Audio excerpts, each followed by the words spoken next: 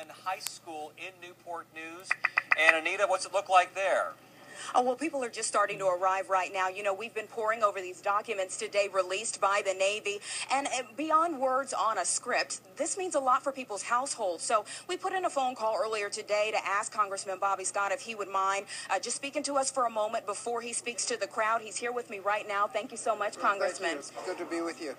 What do you plan to say to people today that have come here with so many concerns? Well, just point out the choices that are being made. We passed on January 1st a $4 trillion tax cut, and now we're looking for $1.2 trillion to offset the sequester.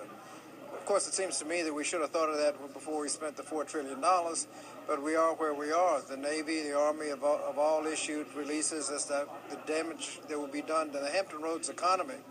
And so we're going to point out the damage done to the Hampton Roads economy and the choices that we'll have to make going forward.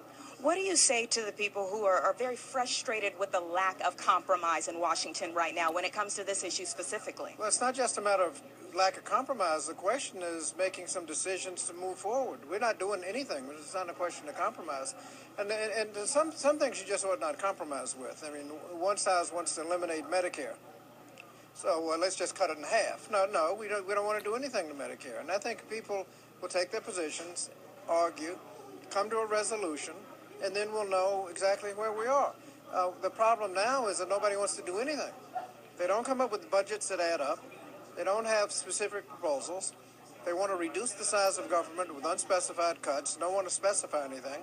And so when you come to the sequester, the problem is going to be that nobody will be able to come up just in cuts with $1.2 trillion worth of cuts.